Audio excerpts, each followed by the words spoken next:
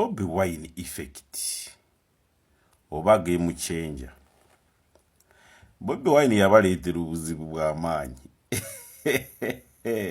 Kati abagenda ekisozi ku Sande Kasukali okasabe sente President Museveni amubuuza muyine kibiina ky'aba YouTuber ba TikToker ne ba blogger. Mwatu eyatandika ebintu bino hashtag kato oba kataliwa hashtag kato joli muna enale mu munange oli otya oli bulungi oyo yali wanupu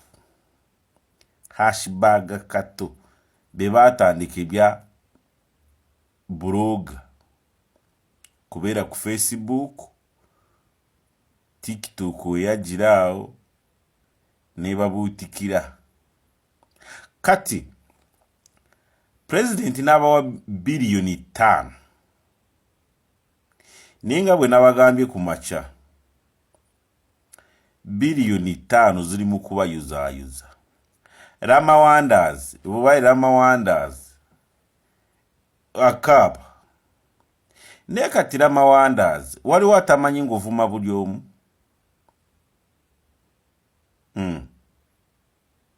luli yakaba firidwa kitawe ne bamutomera mu kasiyentake kati uya akaba ngu Frank Antambi owanupu ye mukubiri ye secretary general w'ekibiina bwayogera. Kati waliyo Calvin Kayanja kati nga Calvin Kayanja soko ulire byayogera wano kubanga namaziga gajja uyo eri bannamawulire tekyandibadde kibi naye ziyise makubo ki toyinza tukulembeza abantu bulijjo bakuvoola batakuwagirangako nti be baba batutegeerera ku ssente ziveewo mukama waffe. Abantu ba President Museveni mulekeraawo okujooga abantu. Ekyokubiri muyiga abantu abababeereddewo. Abasajja abakubiriza abantu okulonda Bobi Wine n'obujulizi babulina nga baamaakinga Bobi Wine ne beekubya n'ebifaananyi ne video okubalagira ddala obukyayi bwe babalinako ku mitima. Olwaleero be mwagala batutegeerere ku billioni 5. Nze mbakakasa okwo tekuliiko ayinza kukola kitumbula gavumenti yeno nakiraga kirungi mu gavumenti y'NRM. Billioni 5 zigenda kukola buyeekera abo tebabaagalangako. Olira billioni 5 Calvin Kayanja nga bwayogera agambye billioni 5 zebawa wa YouTuber Kasuku zigenda kukola buyeekera wa singa Calvin Kayanja bakusimba mu kooti wali oyina obujulizi obulaga go kituufu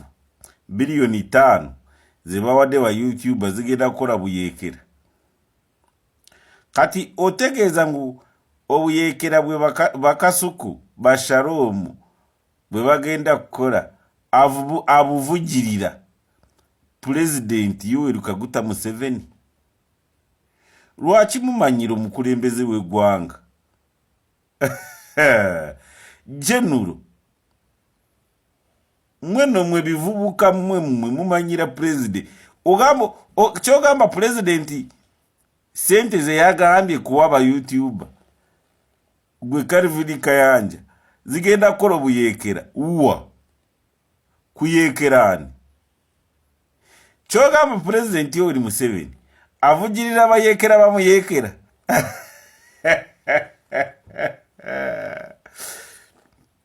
Kati emitwe mitono omuswayira agamba kichwa hana kiri enaumiza muguu.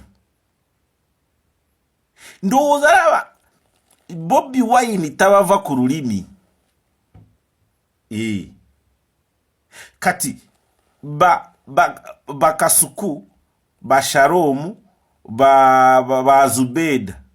ono mukazi omumpi mumpi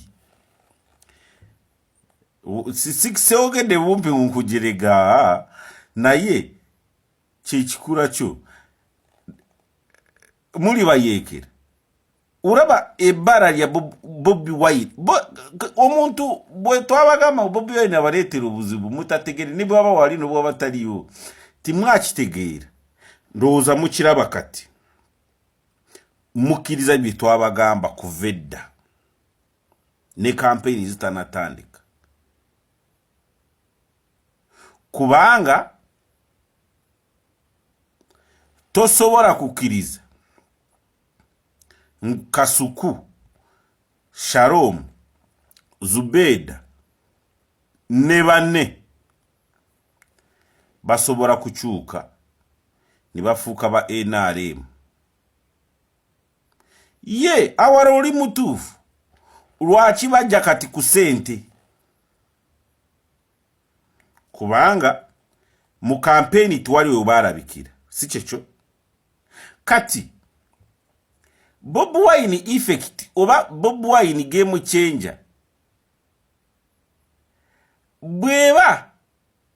speaker wa parliament omwagalwa w'abangi Triple yagamba nupu twateekamu abantu baffe ye nupu nsiru obutateeka abantu bayo mu NRM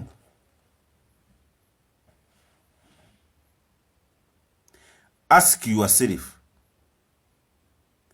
nupu nsiru obutateeka abantu bayo mu NRM ebafunira amawulire ebabegere buli kimu emanye n'abali b'enkwe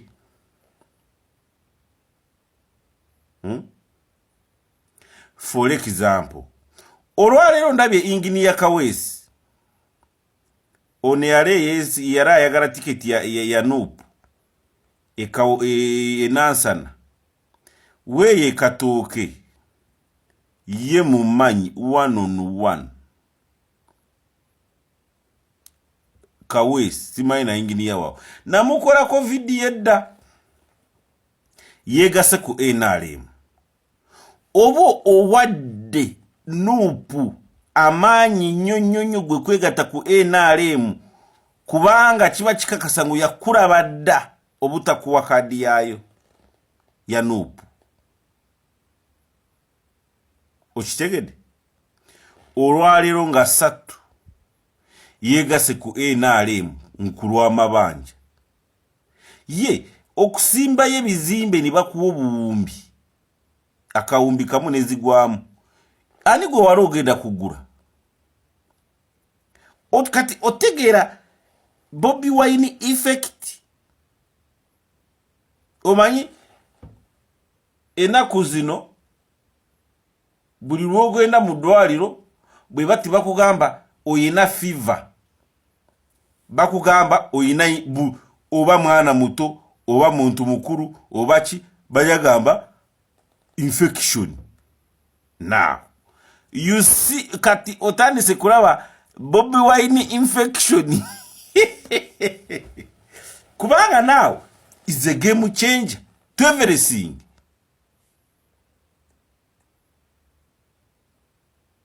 Okitegere kintu ekyo gwokimanyi ngu waliwo muntu bwava kubanga kati kankurage nga sibambi bwe batafunye sente ayinza kulekana ne bwazifuna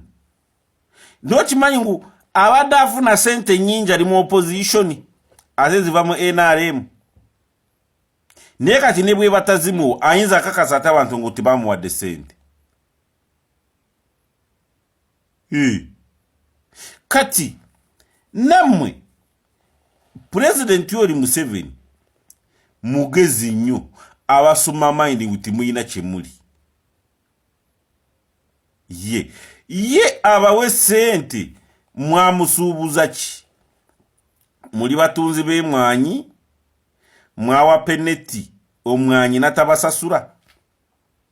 nedda naye nawalala waliwo kyeweebuuza lwaki bakasuku kati ku kampeyini baaliwa